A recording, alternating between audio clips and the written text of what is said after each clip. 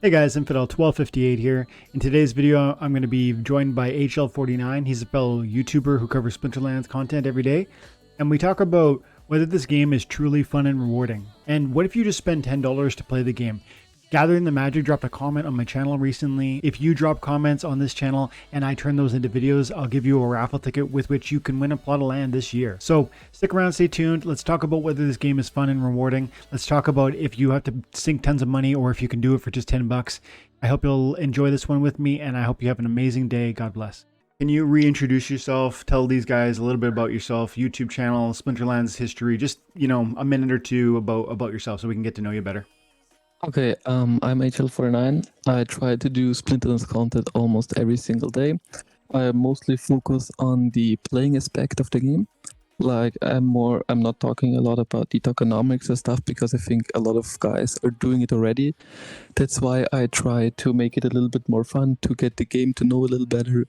I also did some strategies that work down in bronze to get the bot problem a little bit less, like you have more fun playing against real players. And just overall, I played this game about like 1.5 years ago. I started it and I still like it. Like I played every day with 2 accounts, 25% ECR every day. That's wild, man. Did you have experience with crypto before this, or what was the catalyst, the initial catalyst? I just tried to make some money, on the side. I had some extra money on the side and thought like what to do with it, and then I googled around and then I came across this game and I thought like, yeah, why not doing it? Love it. Year and a half and you still feel you're finding entertainment in the actual gameplay side of it. I find it's now way more entertaining than back then because when I started at a pretty peak, and even though you earned $1 in bronze or silver, it didn't feel sustainable because the reward chests were like you got 5 chests with maybe 6 or 7 credits and that's it. Yeah. You got a card maybe 1/10 of the time. So now it feels way more rewarding and it's way more fun for me, even though we are in the beer market. I completely agree, man. It's and it's actually like almost a good transition too into Gathering's comment, because there's an optimism to what you're saying. There's like an enjoyment. There was what I'm hearing in what you just said is a sense of patience in enjoying this thing, regardless of whether it was going to be immediately gratifying or whether it wasn't. And then over a year and a half, having watched that sort of gratification grow, that sort of payment or whatever grow, and then finding that you can still enjoy it. In fact, not only still enjoy it, but actually find a greater amount of joy because there's different cards that you're now learning and there's different strategies and there's a growing complexity for a lot of reasons you didn't mention, but the rule sets keep growing in complexity, moving from 1 to 2 to 3. The card growth, the summoner changes, all these things translate to ever increasing complexity. And I think if you enjoy the basic mechanic of the game, it's the sort of thing that's only going to become more entertaining. And then you set aside tokenomics. I love that whole side. I feel like tokenomics is like the game within the game on this thing. But yeah, it's cool to hear someone come at it from the perspective of, I just have fun with this and I have for a while, and not here's how I dollar cost average and here's how I'm going to min max my rewards and here's how I'm going to become, rich with this. Cause that's a lot of a certain audience's concern. And I don't think it's wise, because in bear markets, that attitude always fails. The attitude of like, man, I got to make money today or I won't even play it. That attitude is why people don't prepare during bear markets. And that attitude will translate to certain people not being here in 3 years. And then when the next bull market actually starts happening, they're gonna, man, I wish I used to play that game, but I have, and then they might come back, but you missed your opportunity when like there were 1-cent cards and 50-cent legendaries and whatnot. And I also want to add to that you can still make even a lot of money if you know the game well today. Like I saw it with UA, he is the top silver and a brilliant champion player. He only rents his deck, I recently saw, and he still makes a lot of money with it. He Mhm. plays tournaments. He wins those tournaments because he's just decent at the game. Yeah. And I think he's now still second or first or third place in the Silver League. Mhm. And he still only rents his card. Yeah, number Or 3 fourth. number 3 right now. Oh, is this the same guy or is it different guys? Yeah, this is the same guy. Okay. But one account, like Yue, is his champion account. He played with it in champion. I also talked with him a little. And the other one was his silver account. It seems he changed all of them to silver, but it seems to still be profitable to just be a beast at the game and don't even own any cards, just rent them for 1 or 2 days. Yeah. Yeah, that's the thing. There are definitely strategies that will allow you to succeed with financial rewards, but that's one side. With financial rewards, yes. And then there's a whole entertainment side. And it's like if you believe that it is entertaining, man, and you have the creativity to find those niches that will be rewarding, because there are niches and that's one of them. Whether it's leaderboard success, tournament success, navigating the rental market really wisely so that you can find the best cards, or not even the best cards, but reasonable cards for relatively low prices, because that's a whole thing in and of itself that certain people are really good at. And whether it's bid rental price, like the setting up bids on your rental pricing, or whether it's renting for 2 days and playing for that whole window, but then taking time off. You can focus when certain daily quests are really favorable. There's so many little things that a creative person can think through that will find angles for you to find your niche and to make rewards with a game. But it does have to start with I enjoy playing it. Otherwise the rest of the kind of pyramid falls apart, I think. Yeah, that's basically the main essence of a game. Like I only see it more than as a game and not only as investment, because why would I invest something that I don't even like to play? You know what I mean? Mm-hmm. It's interesting that you say it that way, because I feel as though, and it's probably because it's the bear market. And guys, in the comment section, I'd love to hear, if you agree with what I'm about to say. But it seems to me that I'm hearing more and more kind of sentiment around this game's not even fun, and now they're taking away all the rewards. So I don't understand that at all, because one, yes, it is fun. Like and that fun is subjective. So you might say, well, Dwayne, it's fun for you, it's not fun for me. Okay, how was it fun yesterday?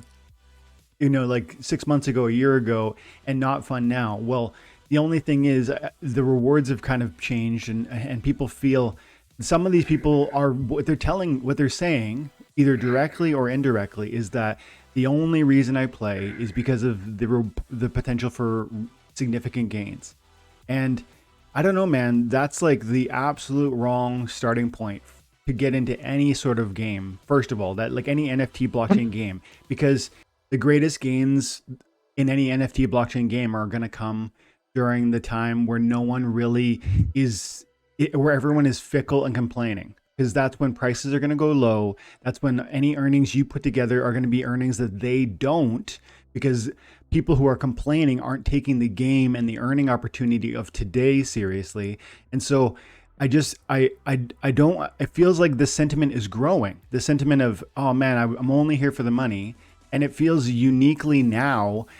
And I'm like, now is the time that you need to set that aside most, like, of all. Because now is a time when the cards are the cheapest they've been in years. And forget about buying. I'm not even just saying buying cards. Yes, buying cards is an option, but I mean just playing and earning them for free, doing that every day, so that in next year, or maybe next 6 months, whenever the next bull run happens, you are going to have your NFT bags packed. So I don't know. Do you think that there is, my question, I guess, to you, HL49, is, do you think that there is a uniquely negative sentiment toward the gameplay aspect of this thing recently? Or are you feeling from maybe your community that there's a lot of optimism about the joy and the fun of the Splinterlands, the game? I think they're currently going in the right direction with first up soulbound reward cards, but I think they need to do a little adjustments right there. And I think they'll also need to add a little more game modes to make it more versatile. to diversify a little bit, because now you have like basically only 1 or 2 game modes. But you see, what you see right now is that only the guys that are going are the guys who are in for the money and not in for the love of the game, or who think are in for the future of the game. Yeah. And as for game modes, I agree. I look forward to seeing kind of a proper Splinterlands boss mode and seeing how land turns into its own thing, because I think that's going to be a game in and of itself. And then guild alliances sound like it's gonna translate. I can imagine that translating into almost like its own game also, because I'm picturing the land being a resource gathering game, a land management game, an empire management game, a political game where like it's like, hey, can we draw alliances here to protect certain borders?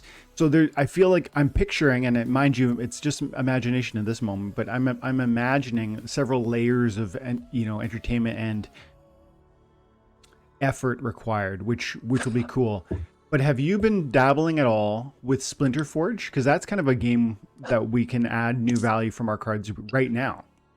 Yeah, I have tried Splinter Forge a little bit, but I'm currently too busy with my studies and only playing Splinterlands, so I'm kind of not really into it, but I'm looking forward to go more into it now. But there are certain aspects that would make Splinterlands alone more fun. Like maybe, for example, do you know the game Clash Royale? I've heard so much about it, but no, I don't really know it. Okay, there's an unique challenge where you pay a certain amount of resources. And it's only a 1v1 game, so then you can make it like there is the challenge where you have to win like a certain amount of battles with like 3 or 5 losings, and maybe get in skin, get a new card, or get something else that uniquely defines you that you won this challenge. You know, and it's not only leaderboard, but also some other things that define you as a good player. And this is an NFT project or no? Oh no, it's not an NFT game. It's like a normal game. Gotcha. Yeah, man. I do feel that there's a lot of potential for growing, and I think growing what we do in Splinterlands. And I feel I'm currently taking it for granted that we will see a multitude of new sort of value and options for the Splinterlands assets. And I think Splinter Forge is one example, which is so cool. How this game, I haven't been playing it a lot. I play it every now and then, but I think it's so neat how this card just uses my existing assets, and so they piggyback on our community. They offer new value for the cards, and then they entice you to step into their ecosystem because they have their own essentially tokenomics that you can enjoy or benefit from if you're wise also. And I love the stamina is an interesting thing. It makes me think, Gathering the Magic and I have spoken about in Splinterlands how one of the barriers I think to improving the Splinterlands battle experience is probably limiting the number of games per day. And it like still to a rather, you could keep it really high, but like 200 battles a day would be probably 5 times more than I could ever fight, and yet it'd be significantly less than you could like bots can do thousands if they want. And so it's one of those, and you can imagine that bots who bot farms can fight thousands of matches, and you could coordinate. I assume you could coordinate software that would allow you to run all your bots at the same time and have 75% of those bots just throwing into the 25% of them that are you're trying to focus and have them climb.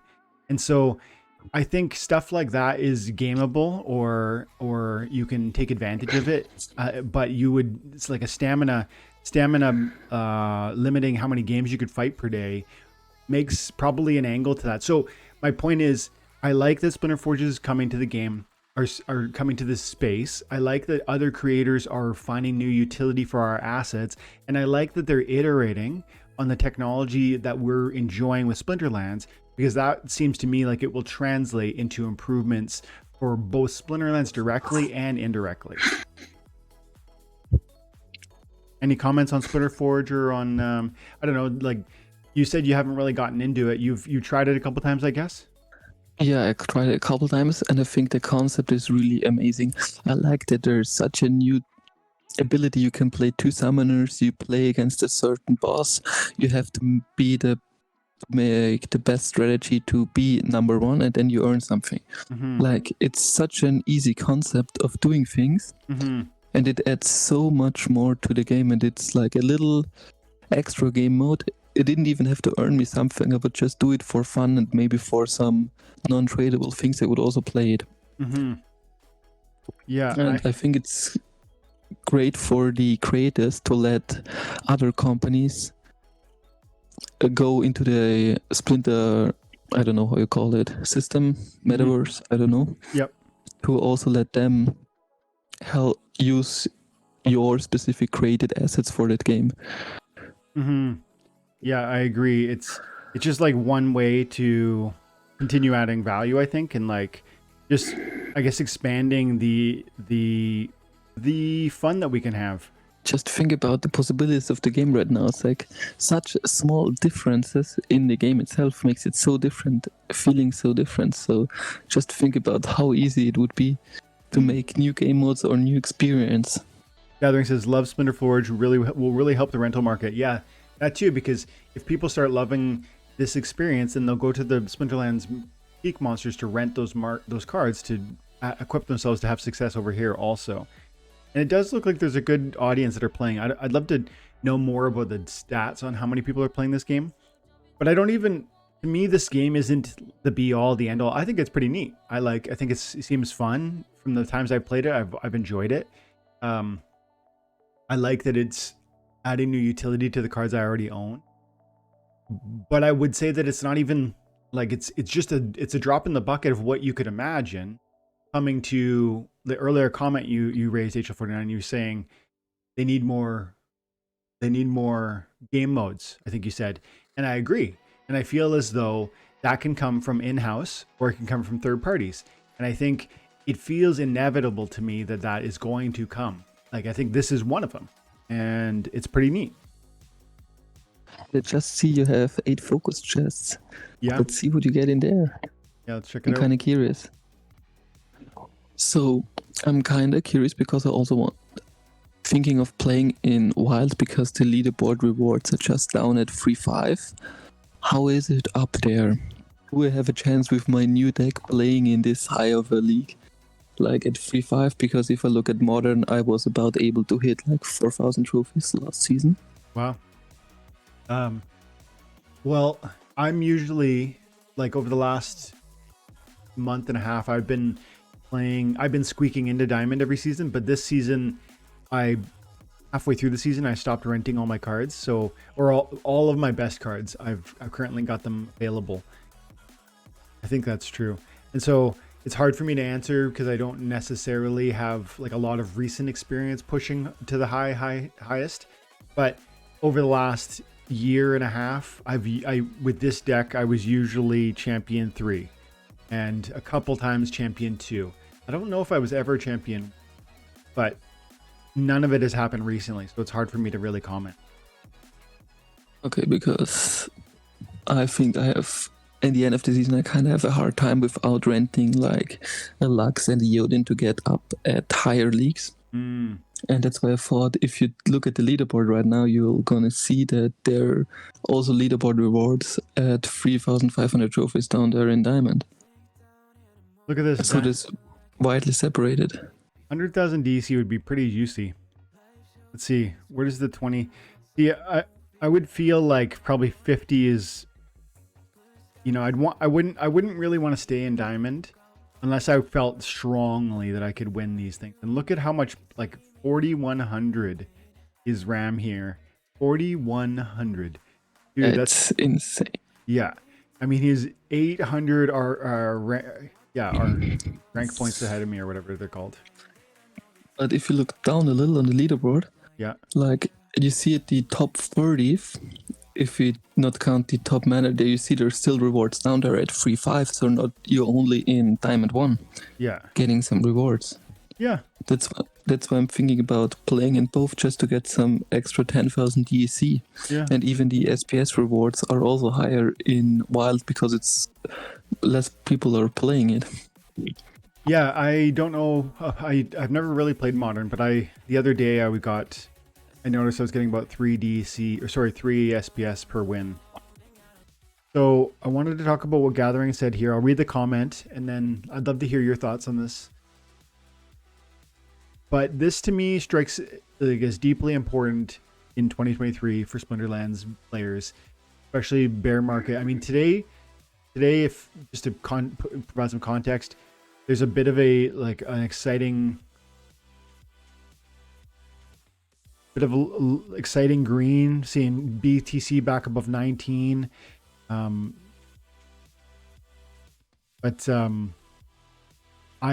It strikes me that we have a long way to go before we are at a place where we're going to be, let's say, celebrating. And so with the context of that, DEC being at 617 Splintoshis, SPS still around 2.5 cents, Hive at 31. There's just a long way to climb before things are into a place where there's going to be, exuberance, excitement, lack of like a total confidence. It's right now where you should have those things, but it's not. And so with that in mind, I looked at this comment from Gathering and I was like, yes, I wish more people thought this. He goes, I started my $10 account in June of 2022. So it's 6 months. I played almost every day since. I sold some reward cards along the way and I picked up gold foils, purchased a summoner or pay for rentals. So he sold some reward cards in order to pay for some gold foils or to grab a summoner or to get some rentals. And he goes, now that I'm in a guild, I'm earning enough that I will never have to sell another card again to keep playing indefinitely. And this sentence is not, it's either not understood or there's just absolute trolls who comment on Splinterlands content and are like, who want to project that this isn't possible, that this isn't happening, that this can never be, that this was just a thing that used to happen to people who played this game, and now the game is dead, dying. You have to be a whale. It's nonsense. It's absolute nonsense. It takes creativity and vision and patience. And people like Gathering who are willing to put in the time to do that every day, having fun with it first, are going to see it. And he's already seen it in 6 months' time for a $10 account. So it just, let me carry on. Let that sink in. Simply by playing every day and participating in guild brawls, I'm earning enough SPS to pay for rentals and save up funds to slowly build my collection. Love it. Is it slow going? Yes. But I enjoy the challenge of making every battle count and making the most out of each rental, planning what cards I need to buy so that I can eliminate the need for rentals. Exactly. Even the handling of your deck is a game in a game. It's like navigating. I really want this card and I don't have limitless funds with which to acquire it or to rent it. So I'm going to strategically, save up X amount of money through maybe renting some of my cards that I have or through selling certain cards that I've earned for free to then acquire 1 or 2 or 3 BCX that giving me a certain pivotal level of that monster so that I can then stop renting it and I can start winning more and I can start extracting more SPS. When you really have to make every penny count, since I don't send anything from my other accounts, it adds an extra layer of challenge which I enjoy. I love that, dude. Should I save up for a gold common that will be level 3 and a max bronze for my league, or do I purchase a summoner? Do I really need to rent that card, or should I convert my SPS to DEC and wait until SPS rises a bit? These are questions I ask myself when I play the account. Honestly, I have more fun with this account than I do my main.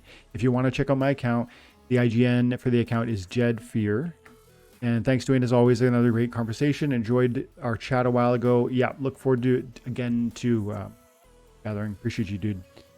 But I'll let you go. Like, just share your thoughts with me, HL49, on this idea. I don't know, sentiment in the marketplace, your experience starting the game, you know, a year and a half ago. Anything you wanna speak to there? Personally, I also did some kind of a similar challenge than Gathering, but I'm calling it the $50 per month challenge, where I'm only spending $50 a month to acquire new assets.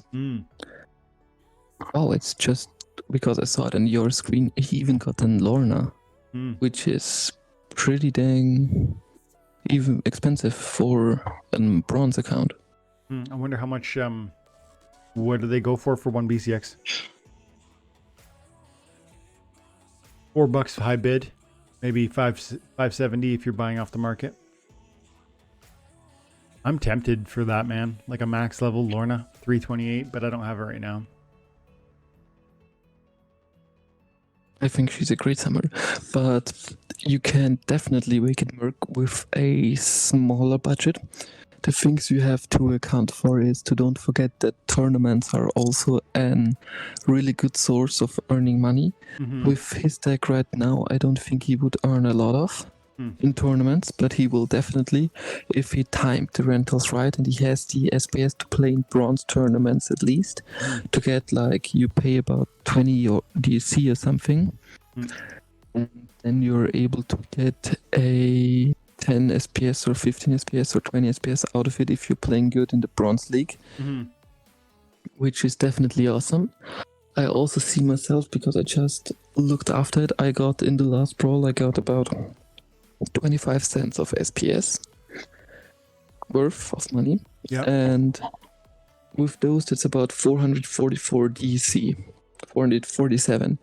A guild a month costs about 200 to 400 DC, so that alone would make you about, maybe you're doing 10 or 15, let's do 15 brawls, times 4, you get about 4 to 5,000 DC per month only by playing in a guild.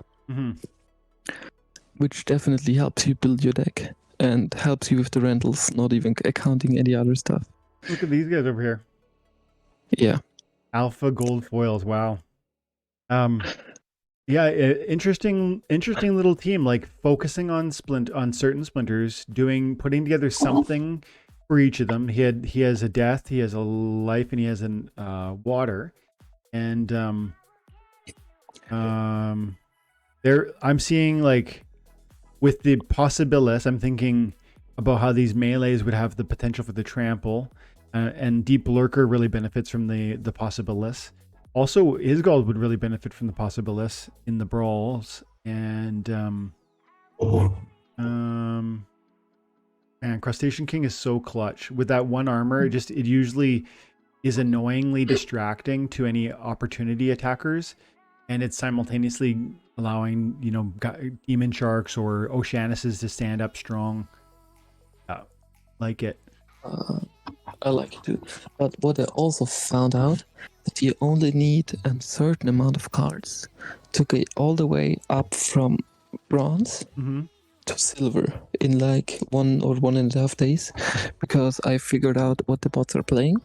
I made 2 videos about them, so you only need certain cards leveled to easily play in silver after a few days. He's got 13,400 power too, so he's approaching that silver barrier. Isn't it 15? I think it's 15 or something. Oh, but it might for be silver wild it's 15. For silver, I think it's only 7.5. For modern, it's 7.5. okay. Probably. So there you go. So he can play in silver, but those are some of those are wild cards. So he is probably playing wild. And could you do me a favor and let's just look at his cards, what he owns? I'm just curious about that, what he already was able to accumulate. Yeah, I want to see what cards he does own. Like 3 million power, it's just so insane. Dude, I think I have about 7 or 8 million power. I'm just renting out a bunch of it, and I'm delegating like almost 1 million to my friend. Wow. Will he do it owned, not only playable, like what he really owns? Okay. He owns quite a big chunk of cards, to be fair. Mm. Like, the only cards that he's got rented were the alpha ones. And he even got the gold Chihuahua. Yeah, he doesn't have a dragon summoner yet, though. He needs to. He probably rents one. See, this is budget playing the game requires. I wrote in modes before we went live. I this was a comment that grabbed my attention. I really wanted to tackle, and it just strikes me that this is so important that people see and understand, because this is evidence that for $10 you can play and earn. But the thing is, no one, like most people, won't do this. You guys can do this. I hope everyone listening can see the value in this, and I will clip this later and share this with the broader audience. And I hope that new players will receive this and say, "Oh, okay, I can do that." But I feel confident that most people are gonna say, "No, it's not realistic," and they'll make up some excuse, because and I'll tell you, it doesn't matter what words you use to make what sort of excuse you make. It boils down to one real answer. The real reason this is not realistic for them is because they're not patient. Hear me, guys. If you're listening to this video and you believe that this is not something you can replicate, it's not because you lack skill. It's not because you lack time. It's not because it's because you're not willing to be patient. If you just would bring the patience to this moment, to this opportunity, and I guess, no, it's two things. One, if you find enjoyment with it. If you don't, then this isn't for you at all. But if you do find enjoyment with it, playing the game, managing your deck, managing your resources in this thoughtful and creative way where you're going to rent sometimes and you're going to save up and buy other times, if that is entertaining, and it is to me, and I think there's so much opportunity with Splinterlands, whether you're playing at bronze, silver, or diamond, or champion, even for people with just $10. But man, it took 6 months, and he's only kind of got 3 splinters, and he's not quite even in silver from the wild perspective. So people would say, "Oh, that's not worth it." Well, it's free, guys. Like, I don't get that. Like, you're getting rewards for your time and attention, which is something that most games don't offer. And I feel like it's like Zoolander. I love that movie. It's one of my favorite comedies. I feel like I'm taking crazy pills. That's it, man. I feel that way. And I often think that line in my real life. And this is one of those moments where I listen to complaints and frustration not from you guys, but from a general community in Splinterlands that is like, the rewards aren't good enough. This game is only fun because I can get rewards. If I don't get rewards, I won't play it. I'm like, I don't get you. I don't get you at all. And it is rewarding. Like, not only do I not get you from the perspective of it is entertaining and you're wrong, but also it is rewarding and you're wrong. And I feel like we're looking at the same, like I'm looking at a square and you're telling me it's a circle, and I just don't get it. I also want to point out that the rewards aren't even as decreased as you think they might are. Like, for example, if you just go to the open tab real quick, where you can open some packs, would you be so kind? So you can nearly open about 100 packs for only playing the game. Yeah. I know it's a little more expensive, but you can also, like last month, I opened about 189 packs and I made about $60 or $70 profit with it, with only opening some packs. Also, what I want to point out, you can get a lot of money with just doing, for example, tournaments, as I mentioned, with playing the guilds. Mm-hmm. Not only are the daily rewards so rewarding, but the good player gets rewarded when he, like, for example, look at his stats, like play tournaments, play guilds, use everything of the game. Exactly. Yeah. Also, what I wanted to point out is one time I rented for about, I think, $30, and I made back about $80 in SPS, and I was able to hit champion for the first time, where SPS was a little higher, where you got about 10 to 15 SPS per battle win in champion, which only with knowledge, I didn't even have to own any cards. You would have been able to get, for example, high SPS rewards. if you're a good player. Well, man, at some point too, the last point on that conversation around what gathering was saying is that not only does it work, because it does work at the lower levels, but it begins to snowball, which you've seen with me, because this was $5,000 that just grew and grew and grew, and I used it and I multiplied it and I put in effort to bring it to where it is. You know, some people will say that that is not replicable. That was a moment in time. Well, gathering is proving that it is still possible, and maybe the scales have changed. Maybe they're not going to, he won't see the same multiplication. I don't know. We'll see in 3 years. But if you put in that time and attention, you will receive rewards. And if you're having fun with it, you can forget about the rewards. That's the coolest thing of all. You just have fun with it. And then, you know, you're going to see, it'll turn into what it turns into. And you don't even care because you're having fun anyways.